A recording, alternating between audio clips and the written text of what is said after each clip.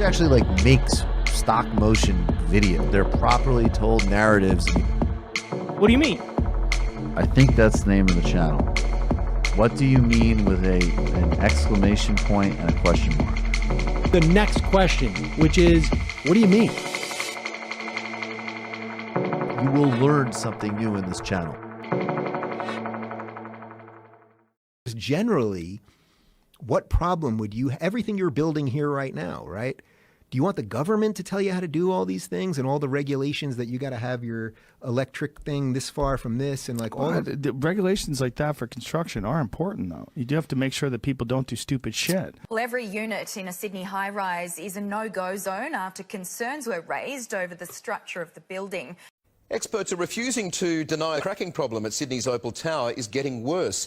7 News has been told more cracks have appeared and have been widening by the day. Today there was a crisis meeting of engineers as residents received more bad news.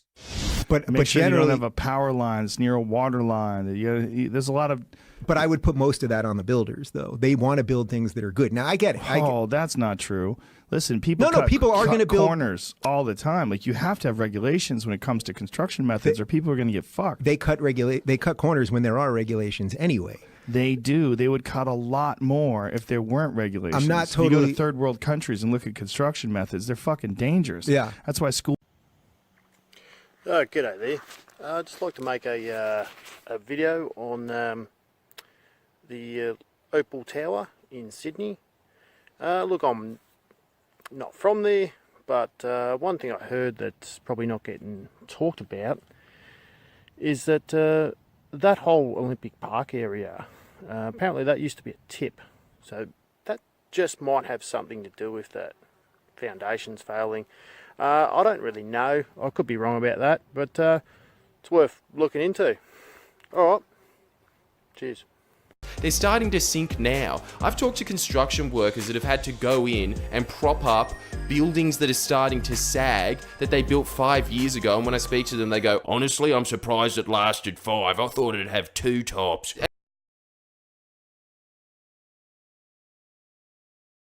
More of the health thing, which I'm concerned about, is because we built a brand new who knows how much dollars hospital in Adelaide city centre, and 4 people died while building it. I know people, because working in the construction game, because I'm a tiler, they've walked off because of the safety was just, 4 people died while building a hospital. I'm like, they just cut all the regulations for building sites and everything to nothing, and it's like, well, there's a problem.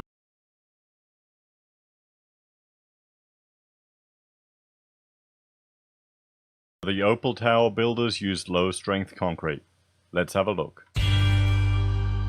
Schools collapse on kids in foreign countries sometimes. Like, well, I'm not telling you that I'm against all regulation, period. That's where I said intellectually I like that argument, because you could I think you can make a very sound argument that competition would force people to do better work. Like, if you're a plumber, you have a vested interest in doing the best plumbing job you can so that people will rate you on Yelp so that you will get more work. You don't have a vested interest in cutting corners. Now, you might, right? You're going to push it as much as you can to save as much time and energy and money as you can. Mm-hmm. But once you go over that edge, you don't want to be known as the guy that you tightened something too much so that you flooded the house. Or when you're building a house. You're thinking logically, though. When people fuck things up and short things and do things terrible, they're not thinking logically. But I don't think it's the government. I don't think it's the government that they're like, the government gave me this regulation, so that's why I'm going to do it right.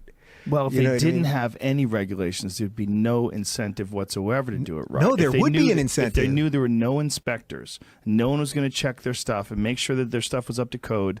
Listen, man, I was in construction my whole life. My dad was an architect. I've been in construction since I was a little kid. You fucking need regulations. These guys, a lot of people that are in construction, they'll do whatever the fuck. Last night at around 7, residents received yet another email, this time informing them they had to evacuate in the matter of hours. This email read, the building engineer has carried out a site inspection regarding cracking in the transfer slab beams supporting the primary building corner. Following this, the engineer has raised concerns over the safety of residents in the building. Leanne, some residents had less than an hour to pack what they could and get out. People will rate you on Yelp so that you will get more work. You don't have a vested interest in cutting corners. Now you might, right? You're going to push it as much as you can to save as much time and energy and money as you can.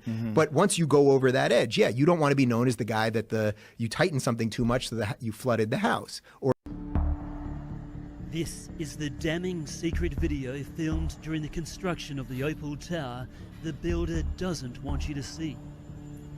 Cement slabs riddled with cracks and crumbling support pillars. The shocking vision captured by a worried whistleblower. People will rate you on Yelp, so that people will rate you on Yelp, so that people will rate you on Yelp, so that... I thought I'd quickly share this article with you that's just come out from ABC. The final report has now been published, the independent report, and it looks like the builders were using low-strength concrete, and the beams burst under pressure. So let's read through this.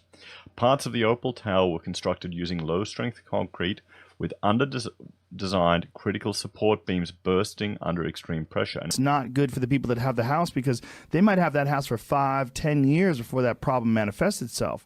The people who are establishing these codes are licensed builders or people that have been involved in construction for a long fucking time, and they know what's safe and what's not safe. That's why those codes exist. It exists to protect the consumers. You can't just protect the consumers through the marketplace because it takes a long time for these problems to become a real issue, and these problems could potentially damage everybody in the neighborhood. It's not just going to affect the person on this one lot. Like if a fire starts, it burns all the houses in the neighborhood, or if a flood happens and it floods everyone downhill, it's a real problem. Like you have to be real careful with construction. I get it. And, you know, my dad wasn't in construction, so I'm not privy to like all of that, the little stuff. But I genuinely believe that as a general level, people have a vested interest in, especially now because of phones and apps and Yelp and all of the things, doing good work, because that's how you will get more work. Very stressful. It's you know, having a massive impact on now. I can't use my outdoor area. It's money that I don't have that I can't just throw away. It's really worrying. Yeah, it's horrible. It's the cladding crisis engulfing Australia. This is the latest high-rise fire to be fuelled by the dangerous material.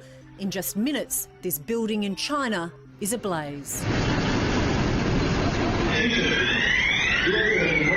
Residents were forced to flee for their lives. Remarkably, no one was killed. While the government here scrambles to get the flammable material off apartment buildings across the country, residents like 28-year-old Melbourne primary school teacher Blair Warren-Smith have been lumped with the cost. She's been slugged almost $8,000 for emergency work before the cladding even comes off, which owners have been told will cost up to $100,000. This is where I say you can have some regulation. Educated regulation. People who actually understand what's going on.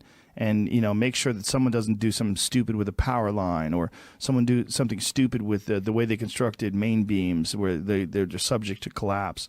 Like, that's important because most people buying a house don't know what the fuck they're looking for. Most people getting a house built, they have no idea about construction methods, and they need someone to inspect things and make sure that it's up to code. That's why code exists. It's very important. Yeah, so I'm not totally with you on that. Like, I do think most of it, probably 90% of it, would be who has the most vested interest to build a good house. It's the builder, because he wants more work. He doesn't want the house to collapse because then he'll be out of work. I'm telling you, man. I got you though. I get it that These it will guys not are always. Jerk-offs. Yeah, there's a lot so of them that are construction may be a jerk-offs. specific thing. You know what I mean? It's a dangerous thing too, because it's where you sleep. It's where your kids sleep. It's you know, you just. I think there's a lot of idealistic notions about deregulation, and I think there's some consumer protection has to be put in place.